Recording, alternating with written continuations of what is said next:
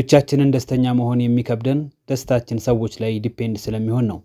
ሰዎችን አምነን በሄድንበት ርቀት ልክ እግዚአብሔርን ብናምነው የት እንደርስ ነበር።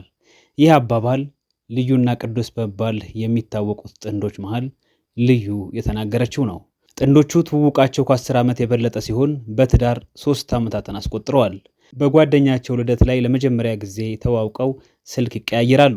ከዛም በጊዜው መልእክትን ለማስተላለፍ አመቺ በሆነው ሶሻል ሚዲያ ሁሉ መጻጻፍ ይጀምራሉ። ጓደኛሞችም ይሆናሉ። በወቅቱ ሁለቱም የዩኒቨርሲቲ ተማሪ ስለነበሩ የተለያየ ዩኒቨርሲቲ ቢሆኑም ግንኙነታቸው ወደ ፍቅር በመቀየሩ ቶሎ ቶሎ ይገናኙ ነበር። ከዛም ቅዱስ ቀድሞ ከዩኒቨርሲቲ ወጥቶ ስራ በመያዙ ልዩን ያግዛት እንደነበር ልዩ ትገልጻለች። በጣም የሚገርመው ግን የሚልክላትን ገንዘብ እየቆጠበች እቁብ እየገባች የቤት ዕቃዎችን እየገዛች ታስቀምጥ ነበር። የሆነ ሆኖ ኋላ ላይ እሷም ተመረቃ ከወጣች በኋላ ለመጋባት ሲያስቡ ግን ትልቅ ፈተና ገጠማቸው። የቅዱስ ቤተሰብ በተለይ እናቱ ደስተኛ ለመሆናቸውን በአንድ ሚዲያ ላይ ቀርበው ተናግረው ነበር። የቅዱስ እናት ሐሳብ አንተ ገና ነህ፣ ባለ መሆን አሁን ጊዜው አይደለም የሚል ምክንያት ነበር። ቅዱስ ግን የእናቱን ሐሳብ ወደ ጎን በመተው ከልዩ ጋር በመጋባት ሕይወቱን ይቀጥላል። በዚህም ልዩነት ከዓመት በላይ ከቤተሰቡ ጋር ተቆራርጦ እንደነበርና አሁን ግን ቤተሰቦቹ በትዳሩ ደስተኛ እንደሆኑ ገልጸው ነበር። በቅርቡ የአንድ ልጅ ወላጅ የሆኑት ልዩና ቅዱስ ከሰሞኑ ግን መለያየታቸው በስፋት እየተነገረ ይገኛል። ሁለቱም በተለያየ የቲክቶክ አካውንት ላይ ቪዲዮ እየሰሩ መልቀቃቸው ደግሞ ይህንኑ የሚያረጋግጥልን ነው። ከአንድ ወር በላይ ቀናቶችንም አንድ ላይ ቪዲዮ ከሰሩ አስቆጥረዋል። ከዚህ በፊት ግጭቶች ሲፈጠሩ ሁለቱም እንደ አብዛኛው ትዳር ሁሉ የተለያየ የችግር መፍቻ መፍትሄዎች እንዳሏቸው ገልጸው ነበር። ልዩ ለተፈጠረው ችግር እዛው እልባት አግኝታ መወያየትን ምርጫዋ በማድረግ መፍትሄ ለመስጠት የምትሞክር ልጅ እንደሆነች ስትገልጽ፣ ቅዱስ ግን ብዙውን ጊዜ ዝምታን የሚመርጥ እንደሆነ ገልጸው ነበር።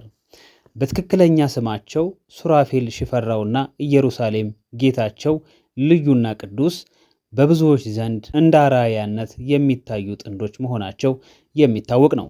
የእነሱን መለያየት ማንም የሚወድ የለም።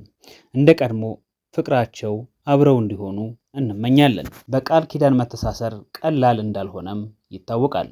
የጋብቻ ቃል ኪዳን ወደ ጋብቻ በሚገቡ ግለሰቦች መካከል የሚደረግ የጠበቀ ስምምነት ወይም ቃል ኪዳን ነው። ቃል ኪዳን በብዙ ሃይማኖታዊና ባህላዊ አውዶች የጋብቻ ግንኙነትን የዕድሜ ልክና የማይበጠስ ተፈጥሮ እንዲኖረው ያደርጋል ወይንም ያጎላል።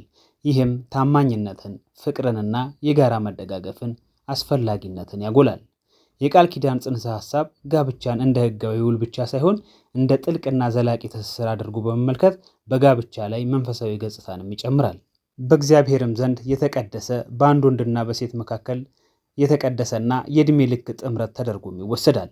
ውል ብቻ ሳይሆን ቃል ኪዳን ነው። እሱም የጋራ ግዴታዎችን የሚያካትት ጥብቅና አስገዳጅ ስምምነትም ነው። ስለዚህ ሰው አባቱንና እናቱን ይተዋል፣ ከሚስቱም ጋር ይተባበራል፣ ሁለቱም አንድ ሥጋ ይሆናሉ የሚለው ቃልም በቃል ኪዳን የታሰረ ነው። የጋብቻ ቃል ኪዳን በፈጣሪ ፊት የተሰጠ ቃል ኪዳንና ሞት እስኪከፋፍላቸው ድረስ በማንኛውም ሁኔታ እርስ በርስ ለመዋደድ፣ ለመከባበርና ለመደጋገፍ የተዘጋጀ ነው። ይህ የቃል ኪዳን ተፈጥሮ ታማኝነትንና ዘላቂ ቁርጠኝነትንም ያጎላል።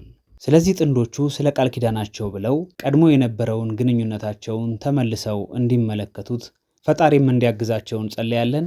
ወደ ቀድሞ ሕይወታቸውም እንዲመለሱ አምላክ ይርዳቸው እንላለን። መልካም ቆይታ